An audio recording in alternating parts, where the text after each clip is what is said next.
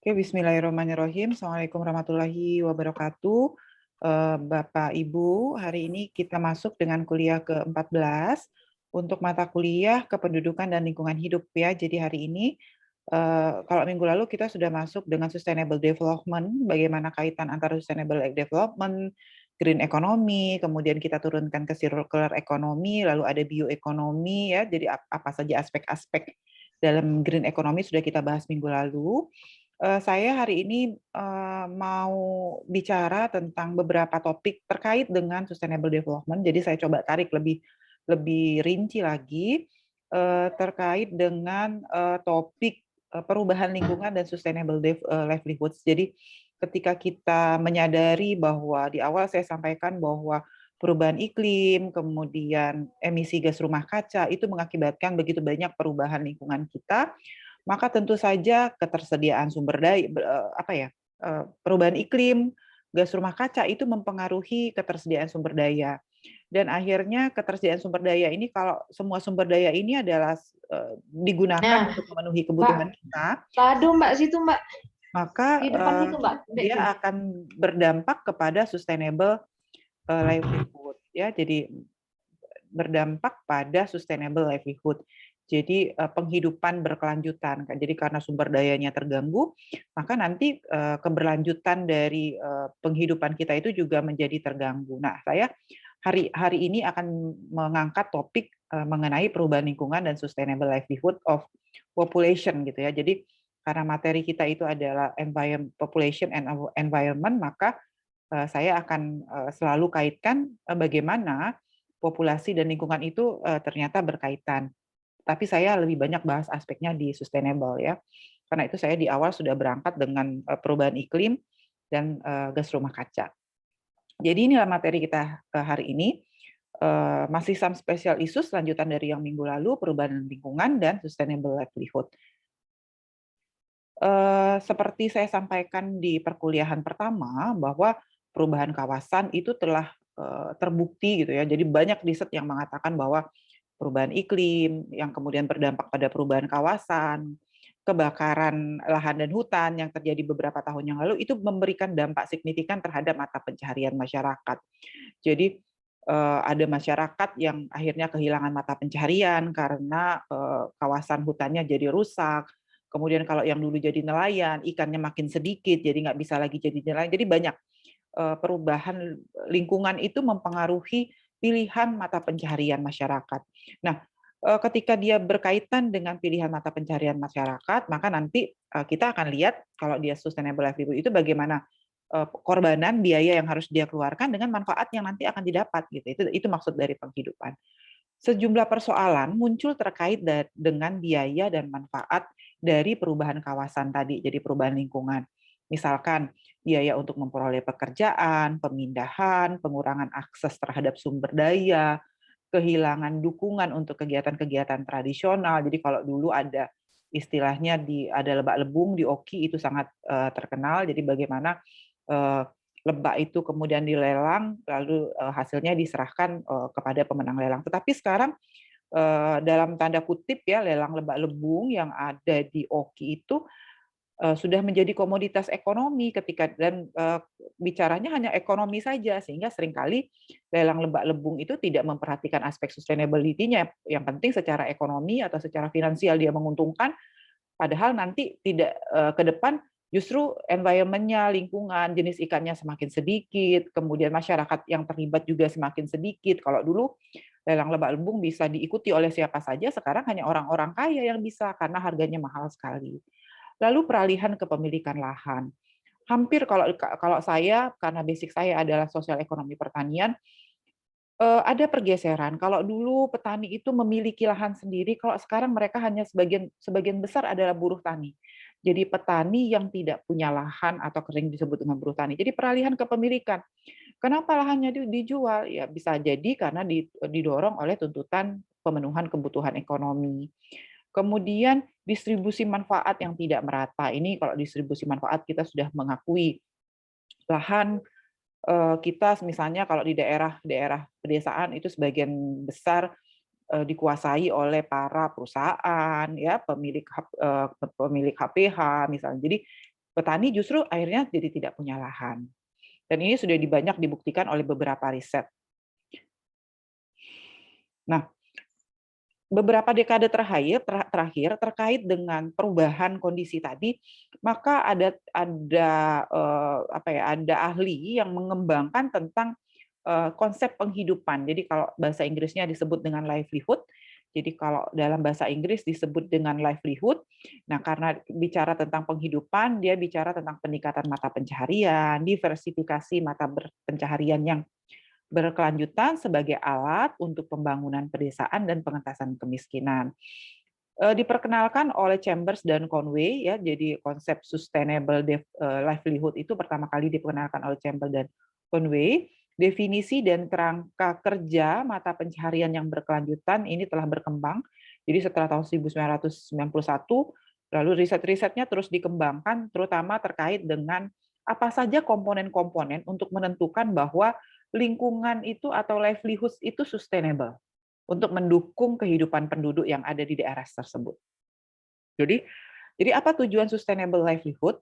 Tujuan sustainable livelihood adalah memahami pendekatan dan metode analisis penghidupan atau livelihood, mengatasi kemiskinan dan kerentanan pedesaan dalam konteks investasi pertanian dan pedesaan.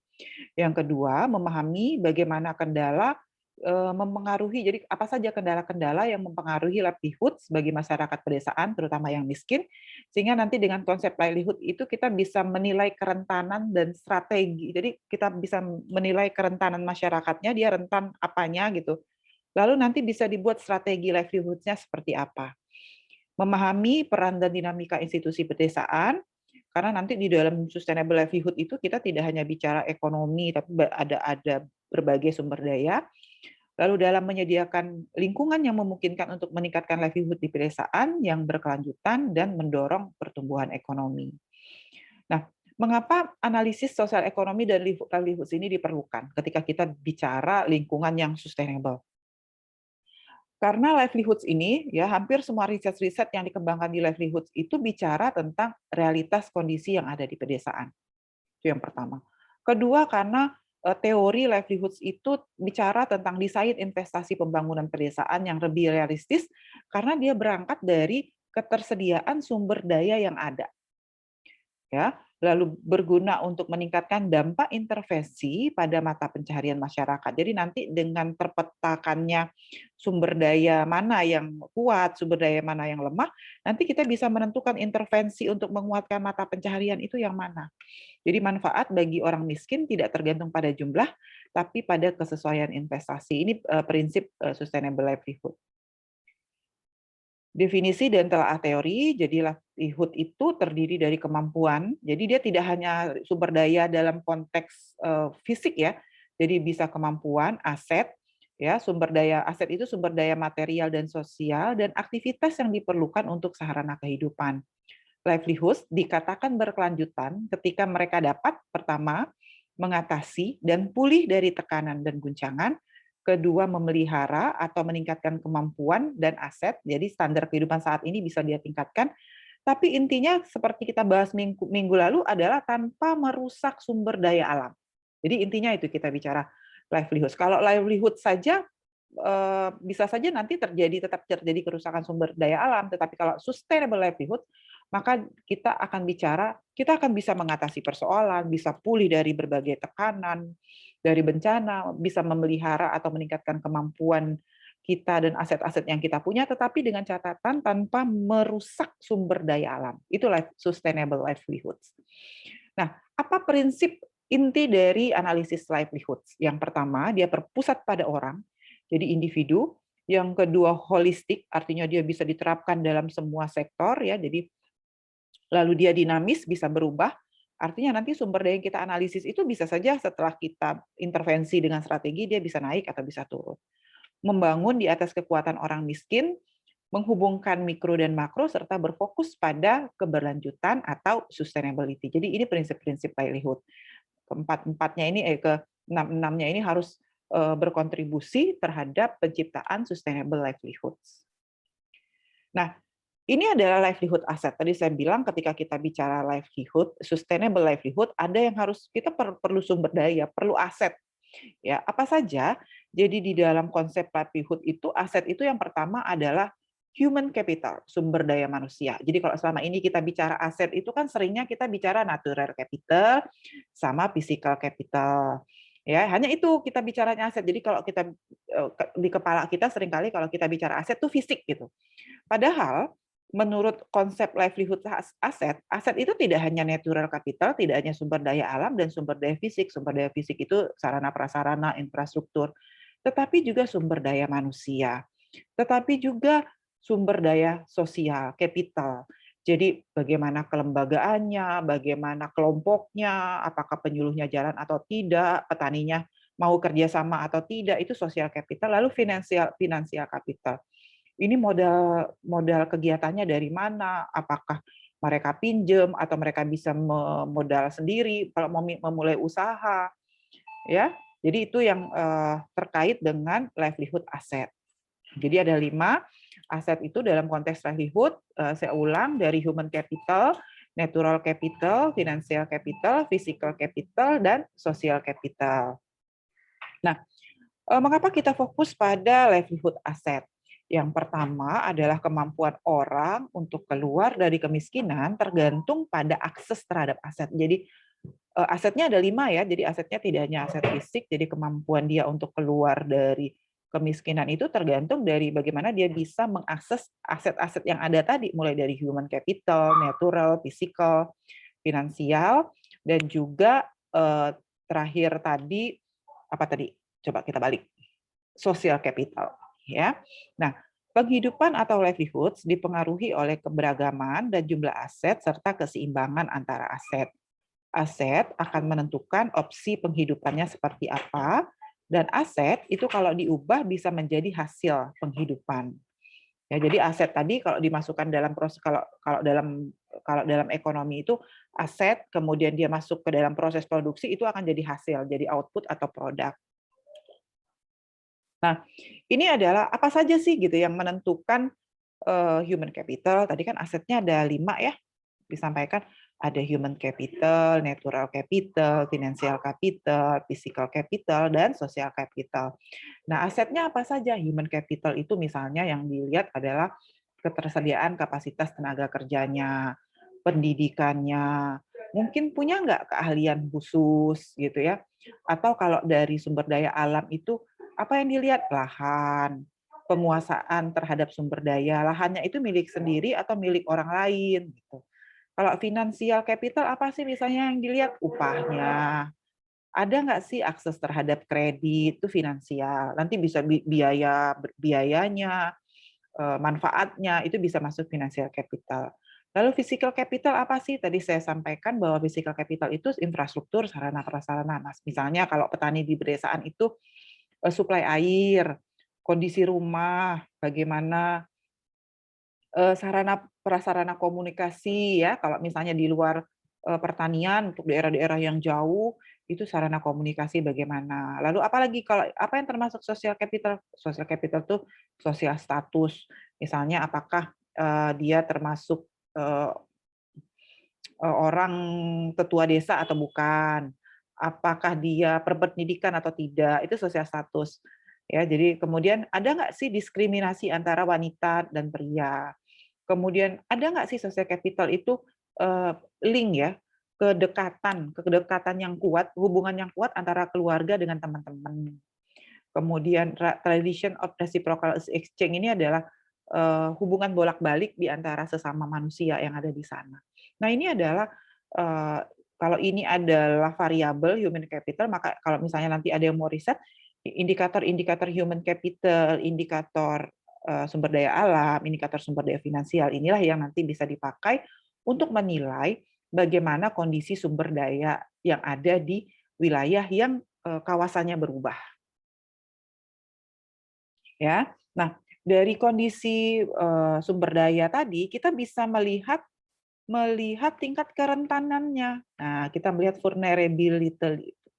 vulnerability-nya. Jadi kerentanannya bagaimana, dan akhirnya kita bisa menilai bagaimana daya tahan, penduduk atau masyarakat yang hidup di kawasan yang mengalami perubahan tadi. Nah, jadi tadi ya kita menilai yang ini, kemudian nanti dia akan mempengaruhi kerentanan. Dengan mengetahui kerentanan, nanti kita bisa mengetahui tingkat resilience-nya.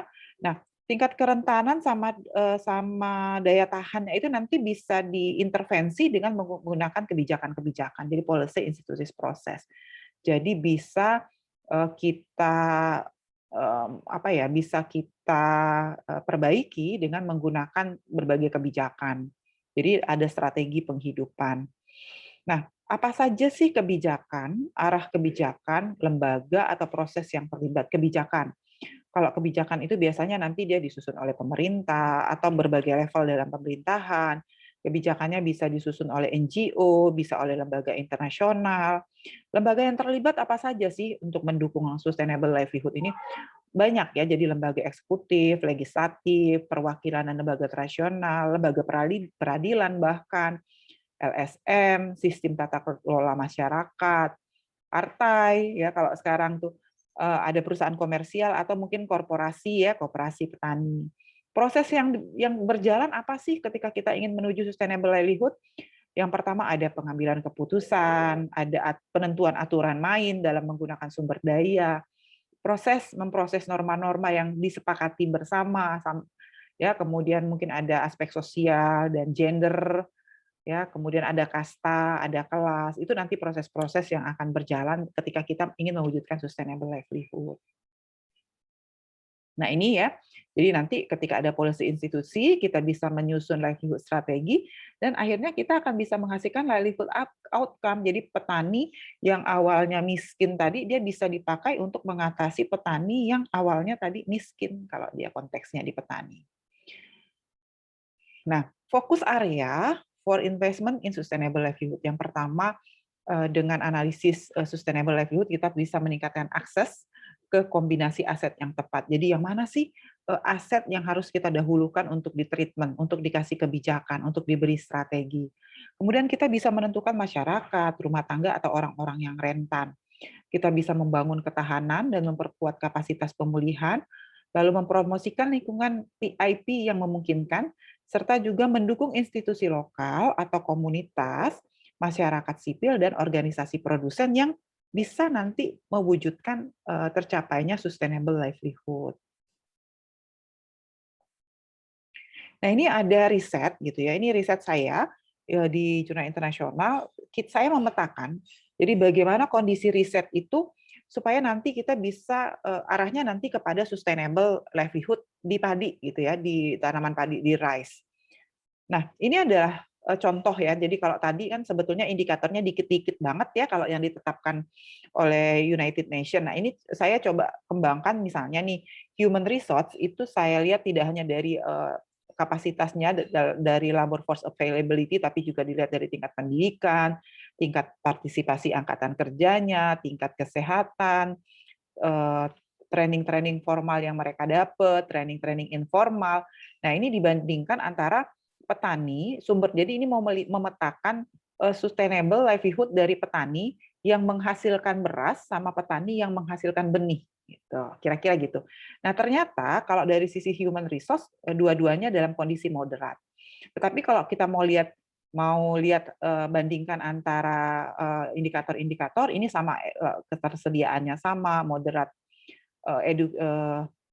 tingkat pendidikannya juga sama ya, tingkat pendidikannya moderat, tetapi yang rendah itu adalah tingkat partisipasi angkatan kerjanya. Kesehatannya tinggi, malah frekuensi untuk mendapatkan pendidikan formal sedang, tapi pendidikan informalnya tinggi. Nah, ini kondisi-kondisi yang bisa kita baca. Natural resource-nya kayak apa? Natural resource tadi komponennya cuma 2, kalau yang di riset saya ini saya kembangkan jadi 5, misalnya status lahan. Status lahan tinggi nih. Kalau petani yang menghasilkan benih padi, itu status lahannya tinggi, jadi rata-rata milik sendiri. Tetapi kalau petani yang menghasilkan beras, itu ada yang lahannya separuh milik sendiri, separuh bukan lahan mereka, lahan sewa. Indeks pertanamannya sama-sama rendah ya, karena yang saya teliti ini hanya yang 1 kali 1 tahun nanamnya. Kemudian kalau untuk lahan benih padi bersertifikat itu hanya bisa 1 kali 1 tahun. Setelah itu tanamannya dijeda. Kemudian land resource availability, ketersediaan sumber daya lahan tinggi. Kalau yang untuk menghasilkan benih padi kalau yang ini moderat, ketersediaan air, support lingkungan yang lain. Jadi kita bisa lihat dari 5 indikator ini, misalnya human, natural, sosial, finansial, fisikal, itu yang tinggi yang mana sih? Oh, yang ternyata yang tinggi itu kondisi fisik. Jadi ini penelitiannya di Banyu Asin ya. Jadi di Banyu Asin itu sebetulnya untuk pengembangan tanaman padi, sarana prasarana semuanya sudah baik karena sudah punya irigasi, pasarnya sudah ada, jalannya bagus, mekanisasinya sudah ada. Jadi udah physical resource-nya tuh udah tinggi gitu. Tetapi kalau apa yang menarik gitu dari sisi finansial, kalau untuk untuk petani yang menghasilkan benih bersertifikat, sustainability-nya itu moderat. Tetapi kalau petani yang menghasilkan beras itu dia masih low finansialnya. Nah, ini yang akan ternyata yang masih perlu kita lihat yang mana yang low, saving-nya, bantuan pemerintah. Oh, berarti petani yang menghasilkan beras di Banyu Asin itu masih perlu dibantu dengan bantuan kredit, kemudian pembinaan supaya bisa bikin mengajukan kredit seperti itu. Jadi sangat membantu kita dalam merumuskan kebijakan. Social problem bisa dilihat ini menarik di social problem. Kalau social capital di petani yang menghasilkan benih itu dia sosial problemnya tinggi. Tetapi kalau petani yang menghasilkan beras, sosial problemnya rendah. Nggak ada masalah sosial, berarti kan rendah. Tapi justru kalau di sini, kenapa setelah ditelusuri, kenapa masalah sosialnya banyak? Karena harga padinya tinggi. Karena harga benihnya, karena harga produknya lebih tinggi gitu. Jadi kalau akhirnya di sini itu daya saingnya lebih tinggi dibandingkan dengan yang menghasilkan beras. Nah ini akhirnya kita bisa dengan pemetaan seperti ini kita bisa tahu kebijakan-kebijakan kita itu nanti untuk menuju ke sustainable itu harus diarahkan kemana. Nah ya, sehingga nanti daya saingnya ternyata kalau dilihat dari daya saing itu kalau dari sustainability-nya 0,74, tetapi kalau yang menghasilkan beras itu hanya 0,68. Jadi petani yang menghasilkan benih bersertifikat itu sustainability-nya lebih tinggi daripada petani yang menghasilkan beras kalau di Banyu Asin. Nah, ini kalau kita mau lihat perbedaannya ya di antara dua ini berbeda nyata semua nih sumber dayanya kalau diuji pakai UJT. Jadi human resource-nya berbeda, naturalnya berbeda, resource-nya berbeda, finansialnya berbeda, fisikal berbeda. Jadi kalau dibandingkan antara yang menghasilkan benih padi bersertifikat dengan beras, itu kondisi sustainability-nya semua dari sisi satu-satu maupun total yang menghasilkan benih itu lebih sustain daripada yang menghasilkan beras. Nah, ini kalau dipetakan ya diagram laba-labanya. Jadi yang ini adalah menghasilkan yang di luar ini menghasilkan benih padi, kalau yang ini menghasilkan beras. Jadi bisa kita petakan. Jadi kalau finansial itu yang menghasilkan benih yang lebih tinggi gitu. Tapi kalau fisikal itu yang justru kondisi infrastruktur itu yang lebih baik di daerah yang menghasilkan beras daripada di daerah yang menghasilkan benih. Ya, demikian paparan materi dari saya hari ini ya. Jadi semoga bisa membuka wawasan Bapak Ibu bahwa ketika kita bicara tentang penduduk dan lingkungan, ada begitu banyak aspek yang sebetulnya bisa kita bahas, dan karena kita semua sudah menuju ke sustainable development, maka semua materi saya coba kaitkan ke arah sustainable, termasuk hari ini kita membahas tentang sustainable livelihood. Jadi untuk menuju sustainable livelihood, kalau di contoh riset saya tadi, kita harus yang low-low itu harus kita tingkatkan, di sana strategi kita bermain, kira-kira gitu. Terima kasih, silakan kalau ada yang ingin ditanyakan. Ya, silakan Pak Maulana. Yang seperti Ibu jelaskan tadi, berarti terkait dengan semua apapun yang kita lakukan terkait dengan sustainable, berarti itu kan dipengaruhi dengan perkembangan zaman dan juga situasi. Karena dari saya perhatikan tadi, bahwa situasi dapat berubah, baik itu kondisi masyarakatnya atau lingkungannya dipengaruhi oleh perkembangan zaman. Jadi otomatis dengan sendirinya itu akan membawa perubahan dan tidak bisa dicegah dalam melakukan pengembangan itu masyarakat dan seperti itu. Baik, betul Bapak. Jadi maksud Bapak sebetulnya gini kok saya simpulin. Artinya Bapak mau mengatakan bahwa nilai saya itu nilai skor-skor saya itu nggak fix. Nah, gitu ya. Artinya nanti kalau kondisinya berubah, situasinya berubah. Berubah juga, iya. Ya, Iya, itulah benar. namanya riset, Pak. Karena itu riset itu prinsipnya kebenaran relatif. Nah, jadi kalau Bapak mempelajari tentang teori, kalau di S3 itu ada falsafah ilmu, ya. Jadi kalau di S3 itu kita belajar ada falsafah sains. Jadi falsafah sains itu mengatakan kebenaran itu relatif. Betul, Pak, gitu. Karena itu di dalam riset selalu disampaikan ini risetnya kapan. Nah, gitu. Kenapa? Karena harus jelas risetnya kapan, sampelnya siapa, berapa lama di lapangan, variabelnya apa. Jadi seperti itu, karena memang dari sisi falsafah ilmu, kebenaran dari sisi keilmuan itu adalah kebenaran relatif. Artinya nanti ketika ada temuan baru, maka bisa saja apa yang kita sampaikan menjadi tidak berlaku atau justru menjadi lebih kuat karena temuan baru itu justru memperkuat teori yang sudah hasil temuan penelitian kita. Kalau misalnya hasil penelitian itu kita itu kemudian diriset lagi betul sama lagi, diriset lagi sama lagi, diriset lagi sama lagi, maka dia jadi sains, jadi ilmu karena sudah beberapa kali melalui pengujian. Betul itu. Jadi kalau Bapak baca-baca riset itu kan dia punya rentang penelitian, punya waktu, kapan ngambil datanya, berapa lama, variabelnya apa, indikatornya apa gitu. Karena tadi gitu. Jadi semua riset Bapak riset menghitung pendapatan tahun ini itu tidak bisa disamakan. Oh ternyata tahun ini risetnya petaninya pendapatannya 1 juta.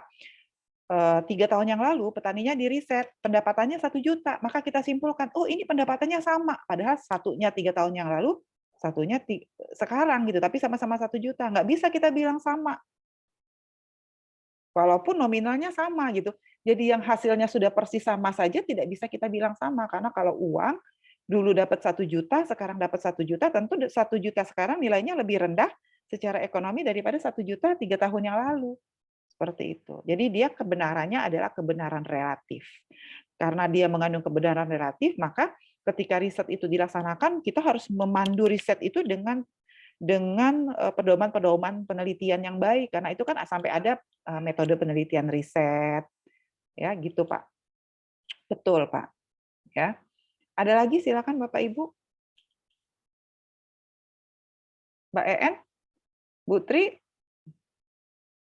silakan. Bu, Ya, Ibu silakan. tadi kan kalau lihat penelitian tadi kan kayaknya di Banyuasin tadi Bu ya. Betul. Tapi Ibu yang cari yang penelitian Ibu itu masih yang 1 kali tanam kali kayaknya. Betul. Dan ke Banyuasin itu sebenarnya sudah banyak sebenarnya yang 2 kali tanam. Iya, Gitu. betul. Itu sudah banyak di Betul. situ. Iya, betul. Karena kan Banyuasin ini daerah penyumbang pertanian, hasil pertanian itu nomor 4 nasional. Betul. Nomor 1 Sumsel. Iya. Terkait hal tersebut Bu, bagaimana tapi gini Bu, kadang kan kalau kita dikatakan pertanian itu menunjang untuk kehidupan apa sih? Masyarakat. Kehidupan dari petani tersebut, misalnya apa tadi livelihood tadi Bu ngomongnya. Livelihood, berarti itu mata pencarian ya. Ya, mata pencarian. Nah, jadi maksudnya tuh, tapi kadangkala para petani ini tidak hanya misalnya sekarang pertanian ini kayaknya belum naik daun, sekarang udah ada lagi perkebunan. Sekarang udah banyak rame-rame orang ini berubah mata pencariannya. Jadi misalnya selama ini mungkin dia bertani, dilihatnya mungkin tidak menghasilkan, akhirnya dia jadi berkebun. Itu kan banyak sekarang seperti itu. Nah, di dalam penelitian Ibu itu ada nggak Bu semacam apa sih kemungkinan misalnya ada perubahan mata pencarian seperti itu di dalam perjalanan, misalnya dalam perjalanan penelitian tersebut ada perubahan mata pencarian karena tingkat kebutuhannya mungkin akhirnya merubah mata pencarian mereka. Itu satu ya Bu ya. Nah kedua, kalau di Banyuasin ini sebenarnya benar Ibu bilang kalau masalah infrastruktur, sarana itu pasti sudah lengkap karena kita nih yang menunjangnya tidak hanya dari kabupaten sebenarnya. Jadi pemerintah pusat juga ikut menunjang, jadi pemerintah provinsi juga ikut menunjang baik dalam perbaikan infrastruktur di daerah. Nah, terkait itu ada juga Bu bantuan-bantuan. Saya lihat tadi kan sepertinya bantuan tadi nilainya kayaknya low semua itu Bu ya.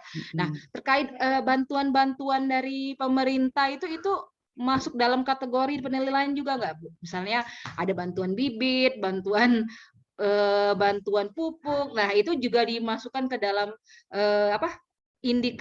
variabel ya, Bu, itu variabelnya dalam penelitian Ibu. Karena saya lihat kayaknya ada yang tingkat stresnya malah semakin tinggi dia penghasilnya, tingkat stresnya makin tinggi juga, jadi lihatnya itu. Padahal sebenarnya sudah banyak yang menunjangnya, tidak hanya dari diri pribadi, tetapi pemerintah ikut serta dalam meningkatkan kehidupan masyarakat. Nah, Oke, gimana, Bu? baik, makasih pertanyaannya. Saya ini dengan pertanyaan yang pertama. Nah, ini ada riset saya gitu ya dengan almarhum Prof. Imran Zari, impact of compression from rice to oil palm. Jadi kita melihat apa sih dampak petani yang melakukan konversi dari padi kepada kebun. Nah, ya. Tapi menarik ketika riset ini dilakukan, petani-petani, jadi kan awalnya mereka adalah petani padi. Kemudian karena harga padinya ternyata lebih murah daripada harga tanaman perkebunan, dalam hal ini kelapa sawit, akhirnya petani-petani di Banyuasin itu banyak yang melakukan konversi. Jadi itu sudah diriset. Tetapi sebetulnya kalau kita lihat hasil ini, saya coba di mana ya? Ini download PDF.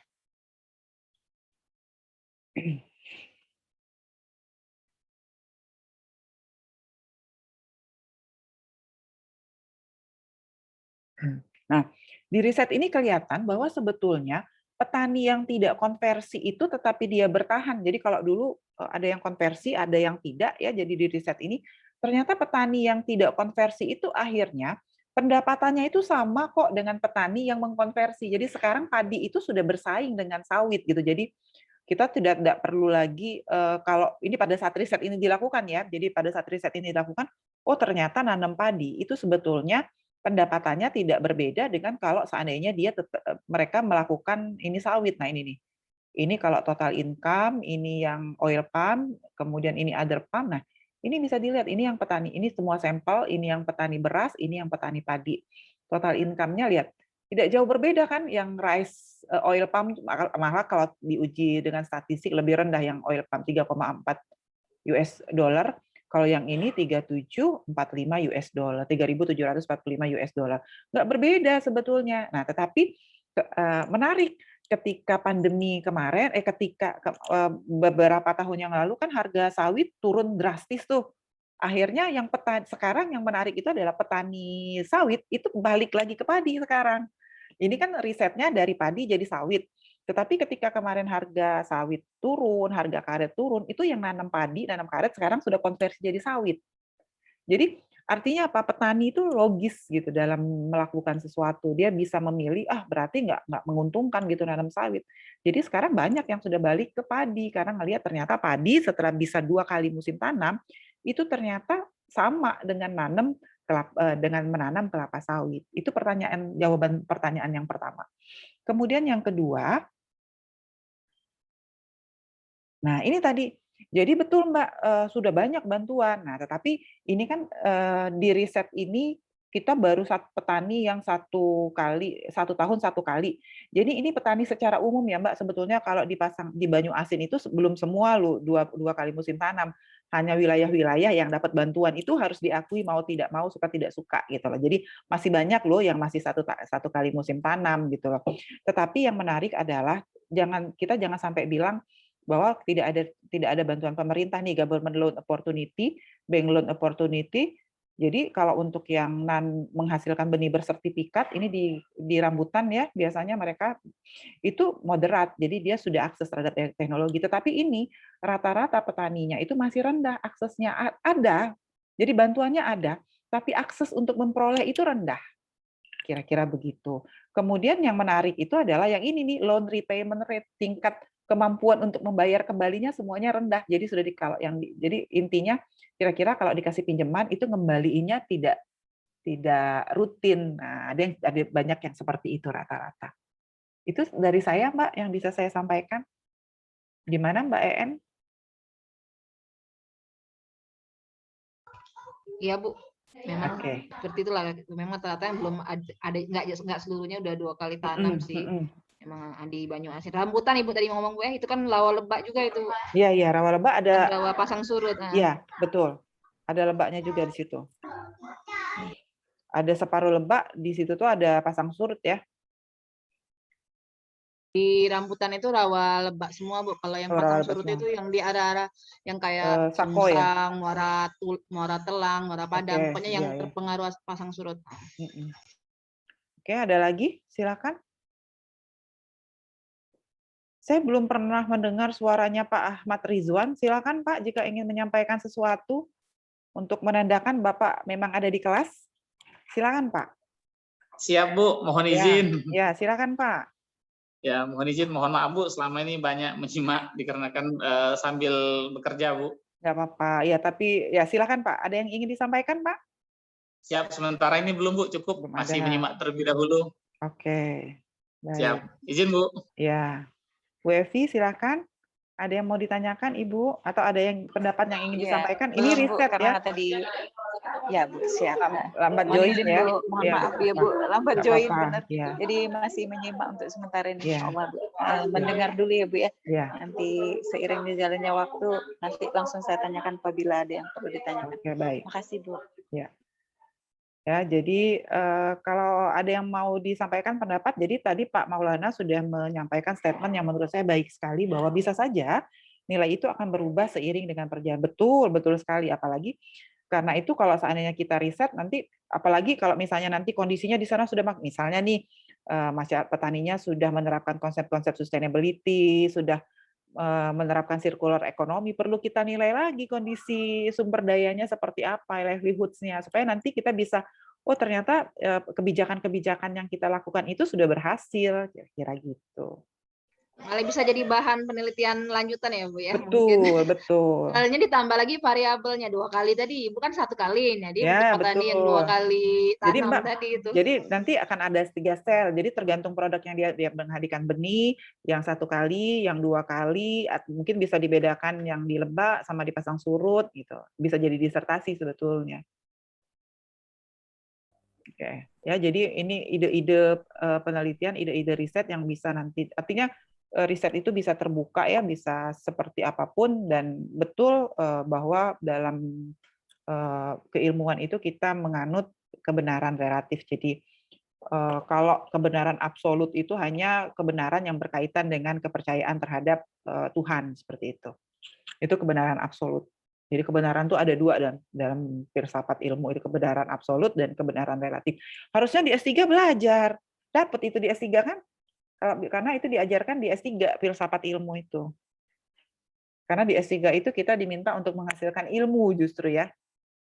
Artinya risetnya sudah melalui beberapa kali pengujian. Ada lagi yang ingin ditanyakan? Silahkan.